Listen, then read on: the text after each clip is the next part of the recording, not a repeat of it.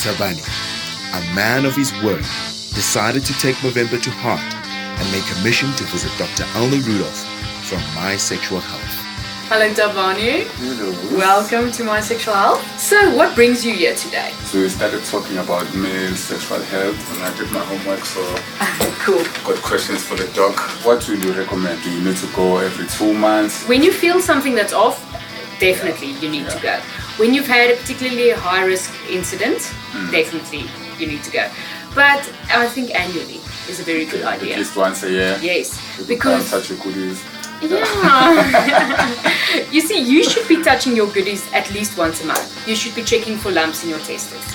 Because the age where you are now, around 35, is exactly where the peak incidence of testicular cancer still is. It happens very young.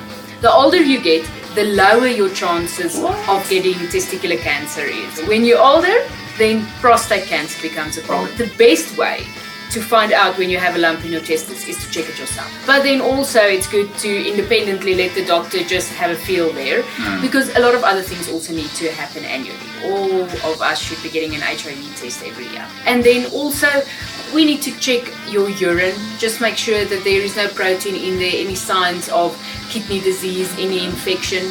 We need to check your blood pressure.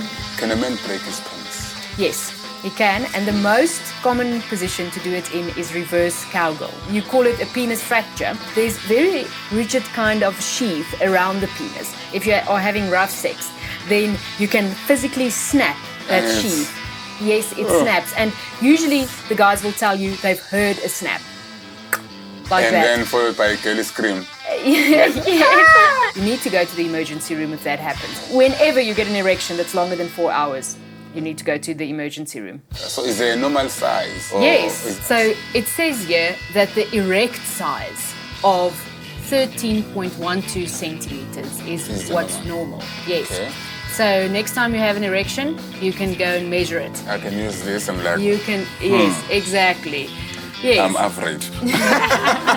And then in the enlargement process, what are the risks? Look, it's something that we would very seldom recommend. We'll only recommend it for a true micro penis. So there are different procedures that you can do. What really works to enlarge a penis is stretching. Yes. There's a specific device that you put onto the penis. It looks like something from a torture room, honestly. So you put it around the base of the penis and then at the head of the penis. And then you can... We would use it in medical situations, like for instance Pheonix disease, which is a condition where a guy's penis goes like that. If you ask me, it's quite common because I see many guys with that, and the problem with it is twofold. They can't get erections and they can't get it in. But there are people who are naturally curved. Naturally, yes. Do we need to fix that? Is that No, so that is called a left lateral curve. Usually it goes left. Is there a normal color for semen? Look, anything that's not like a whitish, off-whitish color, you would be worried about. If there's a little bit of blood in there now and then, it might just be a bit of rough sex and it's not an issue. But if there's consistently blood in there, that's not normal. So if it has a reddish or pinkish color, it's not normal. And certainly if it has a yellow or greenish tinge to it, then you want to tell me about it, because that's then a sign of infection. As a young man, if you're struggling to get an erection, is that a normal thing or? If it happens occasionally, let's say once or twice in 10 rounds, you're struggling, 100% normal. Yeah. If you're struggling, if you've already done 3 rounds tonight and you're struggling with round number 4, 100% normal. But if you constantly struggle, the same kind of things that can give you a heart attack gives you erectile dysfunction, cholesterol, high blood pressure, sugar, smoking, a lack of exercise. All those things are very bad for your penis. Go to the loo, you hold it in 3 seconds. If it doesn't come out, then you've got a problem.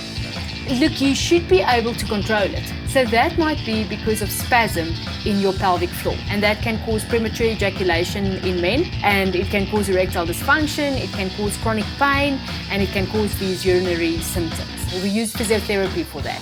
Forms of exercise and stretching. It's a bit more complicated. The physio actually has to get to those muscles. So she works from the rectum side on the perineum between the scrotum and the anus. There's a cultural thing about getting circumcised. circumcision is a very controversial topic. The reason why they are promoting it so much is because it does protect you against HIV. And it definitely does. Not 100%, there's probably about a 60% reduction in your risk to contract HIV if you have been circumcised. So for that reason, of course, it makes sense to say all the guys in South Africa need to be circumcised. But please don't do it unless you really, really want it, because there are risks involved. And there's lots of emotional things involved in being circumcised. The risks are infection, and you're not allowed to have sex for 6 weeks. So if you do get erections and those sutures pull open, then obviously you don't get such a nice aesthetic. Sound pleasant.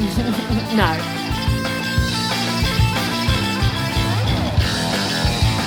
What is normal is about 2 to 3 minutes. That's normal. Premature ejaculation, and especially the lifelong type, happens within less than 1 minute or maximum 2 minutes. About 1 in 5 guys have premature ejaculation, that they ejaculate within 1 minute.